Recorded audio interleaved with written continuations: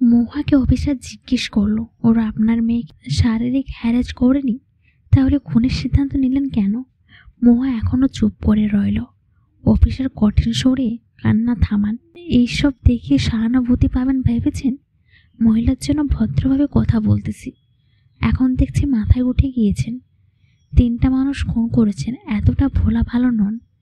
মহুয়ার চোখের জল মুছে, আমি নিজের জন্য কাঁদছি না, ছোট্ট মেয়েটা মায়ের আদর থেকে বঞ্চিত হলো। অফিসার হাসে। ওই মেয়ে আপনার থেকে কি শিখতো, কি করে স্বামীকে খুন করতে হয়? যাই হোক, প্রথম থেকে শুরু করুন। মহুয়া বলতে শুরু করলো। সেই রাতে টুকুর বাবা মজিদার নত্যচার বাইরে আম গাছটার তলায় বসে তাস খেলছিল। আমি এই নিয়ে ওনাকে বারণ করেছি, নেশাগ্রস্ত হয়ে যেন বাড়ির সামনে আসন না বসায়। আপনার স্বামী পেশায় কি, কে কাজ করে? মহুয়া হেসে, ও মরদ কাজ করবে কি, জায়গা জমি সব বেচে মদ বিড়ি খায়। বিয়ের পর আমার গয়না মায়ের পক্ষে জমি সব বিক্রি করে দিয়েছে। মেয়ের বিষয়ে আসুন। 1.5 মাসের মতো হলো ও ব্যাগ ভর্তি বাজার নিয়ে আসলো। মেয়ের জন্য চুড়ি, লিপস্টিক, সাজগুজের কি যেন আনলো। আমি বিস্মিত হয়ে জিজ্ঞেস করলাম, এত কিছু কে দিল? কে আবার দেবে? মেয়ের জন্য কিনেছি, টাকা কোথায় ফেলে? এত কথা শুনে তোমার কাজ নেই। মাছ এনেছি, পাতলা করে মাছের ঝোল রাঁধো। রাতে খাওয়া দাওয়া করলাম। টাকা কোথায় পেল সে প্রসঙ্গ তুললাম না। নিশ্চয় জুয়ার আসরেই লাভ করেছে। মাঝে মধ্যে ওর জুয়ার লাভ হয়। খাওয়া দাওয়ার পর শরীরটা ভারী হয়ে এলো, ঘুমিয়ে পড়লাম। তখনও জানলাম না আমার খাবারে ঘুমের ওষুধ কিছু মেশানো ছিল। ও আমায় ঘুমিয়ে রেখে মেয়ের ঘরে মজিদার নর্তজনকে নিয়ে যায়।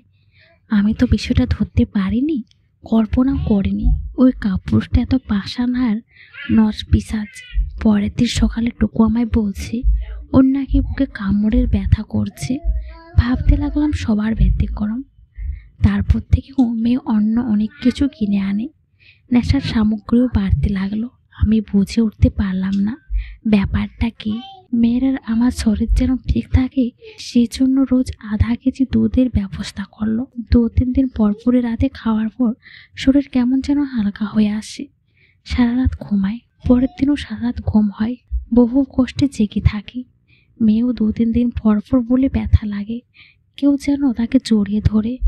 কিন্তু একদিন লক্ষ্য করলাম ওর পিঠে আঁচড়ের দাগ। কেমন সন্দেহ হলো, মনে হতে লাগলো কিছু একটা সমস্যা আছে। এরপর খাওয়া শেষে মেয়েকেও দুধ দিই না, আর আমিও খাই না। টুকুর বাবা বরাবরই দুধ খেতে ছড়াছড়ি করতে লাগলো। অফিসার এই পর্যায়ে এইসব শুনে বলল, তাহলে বিষয়টা হলো দুধের ঝামেলা করে আপনাকে আর টুকুকে ঘুম পাড়িয়ে মজিদার নত্যজানকে মেয়ের ঘরে ঢুকিয়ে দিত। মহুয়া কাঁদছে। অফিসার বলল, বিষয়টা ধরলেন কিভাবে? সে রাতে দুধ খায়নি, ঘুমের ভান ধরেছিলাম। টুকুর বাবা বারান্দায় বসে আছে, বুঝলাম কিছু একটা ঝামেলা আছে। মাঝরাতেও বারান্দায় বসে থাকবে কেন? একটু পরে ফিসফিসানির আওয়াজ পেলাম। এত রাতে কে এসেছে? তারপর মেয়ের ঘরে চিটকিনি খোলার শব্দ পেলাম। বিষয়টাকে বুঝতে চুপি চুপি বিছানা ছেড়ে উঠলাম। মেয়ের ঘর আর আমাদের ঘর পাশাপাশি। দেখলাম দরজার চিটকুনি খুলে মজিদ ঢুকছে। আমায় দেখে সমীর, মজিদ আর নত্যদান 3 জনে ভূত দেখার মতো চমকে উঠল। অফিসার বিষণ্ণ চাহনিতে। সমীর তখন কিছু বলেনি, ও তখন নেশায় ভূত হয়েছিল। কয়েকটা জ্বর দিয়েছিলাম গালে। ও বলেছিল ওরা 2 জন শুধু মেয়ের শরীর স্পর্শ করত, এর বেশি কিছু না। অফিসার, খুনের কারণ এটাই? হ্যাঁ। একসাথে 3 জনকে মারলেন কি করে? একসাথে মারিনি। সমীরকে প্রথমে ওর পাতানো জালে ফাঁসিয়েছি, ঘুমের ওষুধ মিশিয়ে খাইয়েছি, তারপর মাঝরাতে খাদে ফেলেছি। ঢাকনা দেওয়ার সময় ওরা 2 জন দেখে ফেলেছে। আপনার উচিত ছিল তাকে পুলিশে ধরিয়ে দেওয়া, তাতে তো বেঁচে থাকতো। ওর একটাই শাস্তি, মৃত্যু।